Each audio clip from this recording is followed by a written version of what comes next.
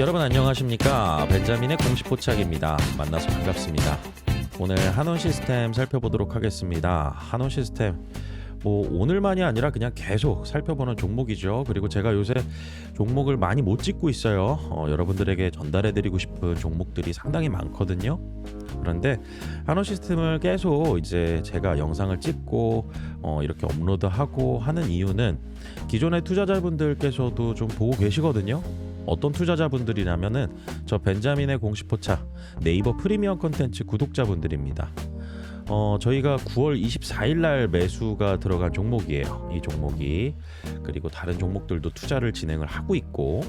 그런데 이 종목을 계속 보는 이유 중에 여러분들께서 이제 제 프리미엄 컨텐츠를 이제 네이버 플랫폼인데 여기 구독 안 하시는 분들께서도 이런 거는 공부해 놓으면 좋습니다. 왜냐하면은 이 한호 시스템을 기존에 투자하고 있다가 유상증자 두드려 맞으면은 이걸 어떻게 탈출할 것인가, 어떻게 수익을 극대화할 것인가, 이런 부분에 있어서 유상증자의 주가 변동 주요 일정이나 이런 부분들, 그리고 왜 주가가 이날 오르고 왜 이날 주가가 빠지는지, 그리고 어떤 특정한 구간에서 주가가 또 올라가는 이유는 또 무엇 때문인지, 이런 것들을 좀 파악을 해놓고, 그 다음에 발행가 계산 같은 경우는 개인 투자자분들께서 초기에 투자하시는 분들께서는 이렇게 좀 계산하기가 좀 쉽지는 않아요. 왜냐하면은 용어도 어렵고, 이게 엑셀로 계산하지 않으면은, 아니면 어떤 스프레드 시트에서 계산하지 않으면은 이게 한 번에 이 계산기로만 두드려 가지고는 계산하기가 좀 어렵거든요.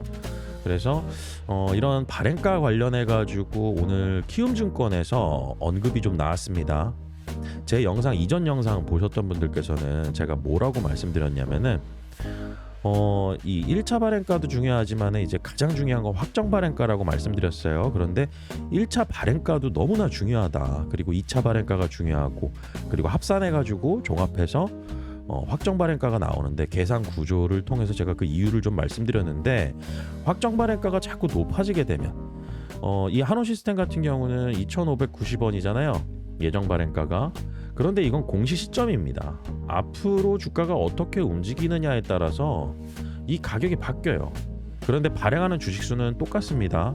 그렇기 때문에 이 주가가 어떻게 움직이느냐에 따라서 이 확정 발행가액이 달라지고, 여기에 새롭게 발행하는 주식수를 곱하기 해가지고 조달하는 자금이 달라지는데, 한호 시스템 같은 경우는 조달하는 금액이 커지면 커질수록 한호 시스템에 좀 좋은 상황이 벌어질 수 있다라고 말씀드렸어요. 그런데 어떤 이유에서 좋은 상황으로 벌어질 수 있느냐라고 이유를 제가 말씀을 드렸죠. 그 이유가 바로 채무 상환 자금이 늘어난다. 채무를 상환하는 자금이 늘어나게 된다. 제가 이전에도 좀 말씀드렸는데, 일반적으로 유상증자 공시 나왔는데 자금 사용 목적이 채무 상환 자금이다 라고 하면은 이거 별로 안 좋은 유상증자의 목적이라고 말씀드렸습니다. 그런데 한호 시스템이 여기에 해당이 돼요. 그런데 그 이면에 또 이유가 있습니다. 들어간 이유. 왜냐하면은 채무 상환이라고 하더라도 경영을 잘 못해서 이렇게 채무가 많이 쌓이는 경우도 있죠. 그런데 엄밀히 얘기하면은 한원 시스템이 제가 이전 영상에서도 좀 말씀드렸지만은 차라리 그때 유상증자를 해버렸으면 어땠을까.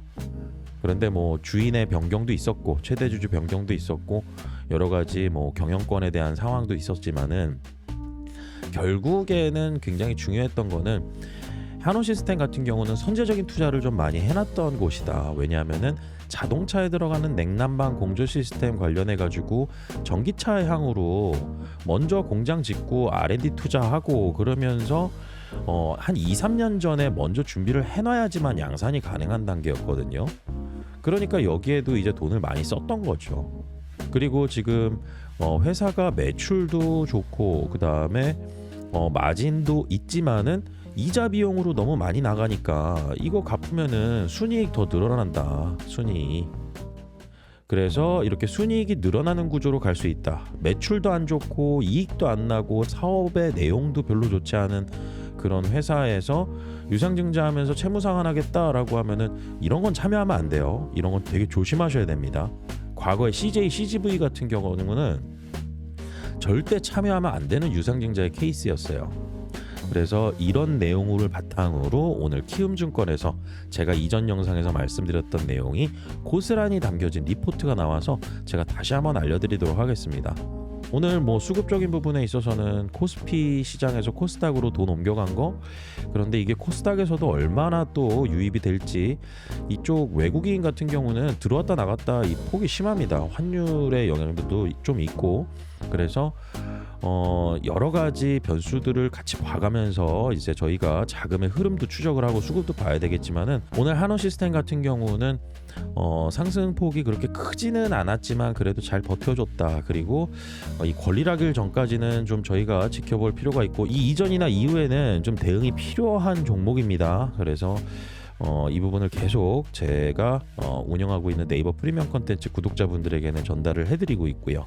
그래서 수급적인 부분에서는 이제 오늘 외국인하고 기관이 좀 들어왔고 개인은 좀 팔고 그랬는데, 의미 있는 어떤 수급의 주체는 그렇게 크게 보이진 않지만은, 연기금 같은 경우는 뭐 가끔 파는 날이 있어도 그래도 계속 조금씩 들어오는 돈이다.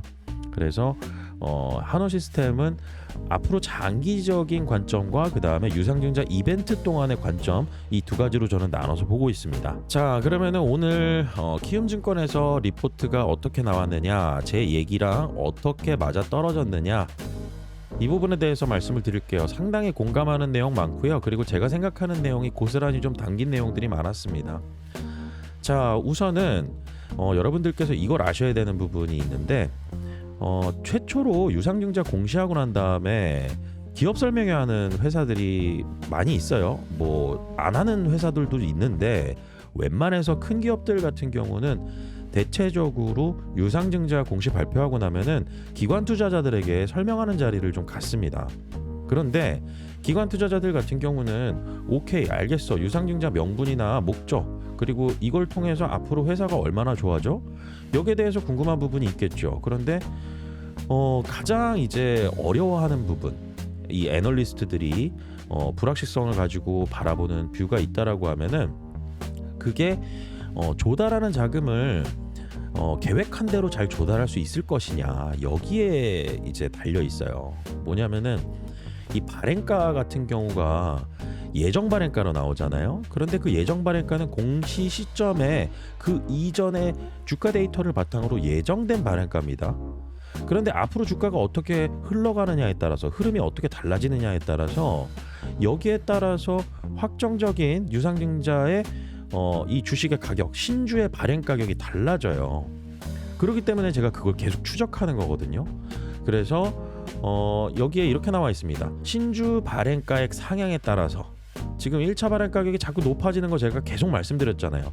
9천억 원에서 지금 오늘도 계산했는데 오늘도 100억 이상 늘었어요. 그래서 신주 발행 가격 상향에 따라 부채 추가 상황까지 기대할 수 있음. 이거 제가 어제 영상에서도 말씀드렸죠.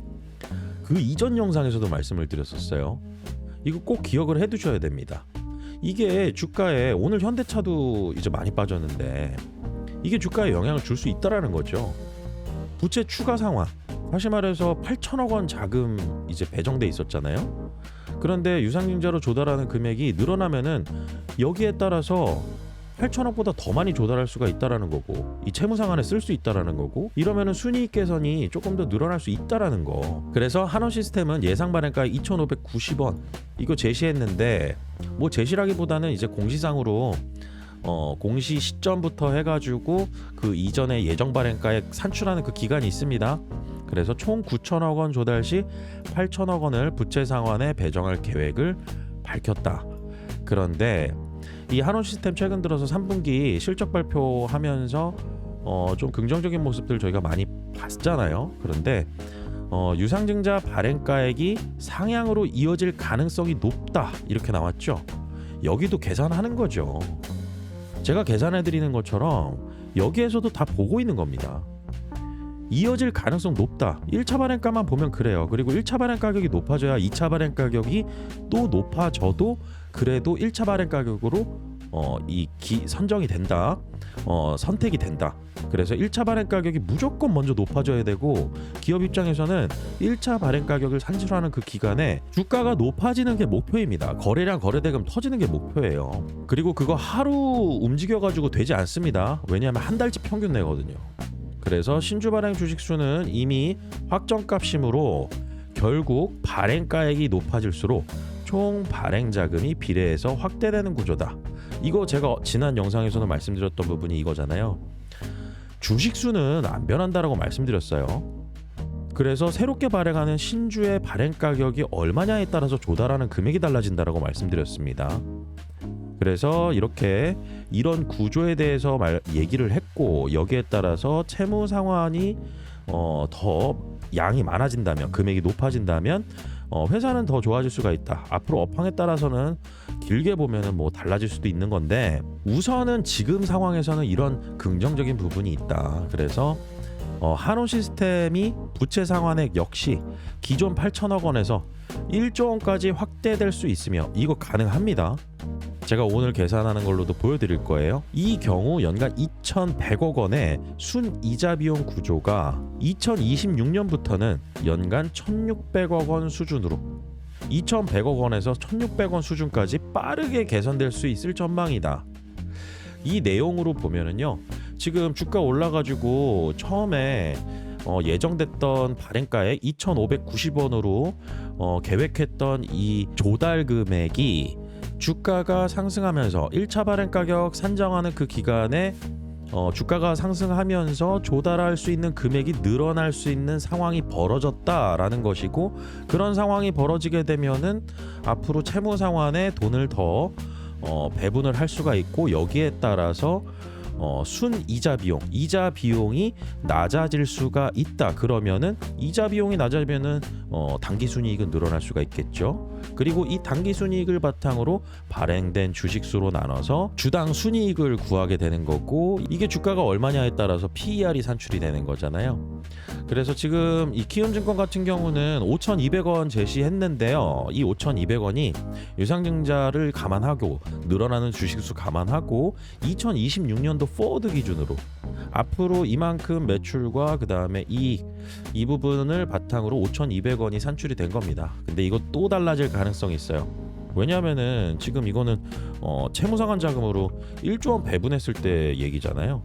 이거 지금 오늘 제가 계산한 거 이거 보면은요, 얼마로 나왔느냐, 오늘 가격으로 보면은요, 최종 1차 발행 가격 호가 단위로 3,345원, 어저께 같은 경우는 3,310원 뭐 이렇게 나왔었죠. 그래서 지금 또 늘어났어요. 그래서 어제 1,150억 정도 규모였는데 오늘 1,162억까지도 조달이 가능하고, 우선은 1차 발행 가격을 가장 높여놔야, 그리고 2차 발행 가격이 1차 발행 가격 수준, 여기에서 좀 움직여줘야 1차 발행 가격으로 최종 선정이 될 수가 있다. 1차 발행 가격이 3,345원 나왔는데 2차 발행 가격이 뭐 4,000원 나왔다. 그래도 절대 이 4,000원 나온 걸로 결정 안 됩니다. 계산 방식 자체가 이래요. 그래서 이렇게 했을 때는 1,162억 규모까지도 늘어난다. 여러분들께서 지금 한온 시스템 이 1차 발행 가격 제가 계속 추적하는 이유 다시 한번 리포트에서 확인하실 수가 있었죠. 이거 계산하는 거 굉장히 중요하고요. 그 다음에 이보다 더 중요한 건 업황을 봐야 되겠죠. 업황 보고 이 기업이 가지고 있는 펀더멘털적으로 가지고 있는 장점들. 그래서 전 세계 2위, 국내에서는 뭐 1위죠. 독보적인 1위입니다. 자동차 만들 때 다 들어가요. 그래서 전기차 향으로 좀 많이 들어가면은 이익 개선이, 매출의 개선이 훨씬 더 좀 높아질 수가 있습니다. 한온 시스템 같은 경우는. 그래서 그런 내용도 키움증권 리포트에 좀 나와 있었고, 앞으로 기대는 되지만은 권리락일은 좀 조심해야 될 필요가 있다. 그래서 오늘은 여기까지 마치고요. 제가 다음 시간에 또 좋은 내용 가지고 찾아뵙도록 하겠습니다. 구독과 좋아요는 한 번씩 꼭 눌러주시고요. 저는 다음 시간에 찾아뵙도록 하겠습니다. 벤자민이었습니다.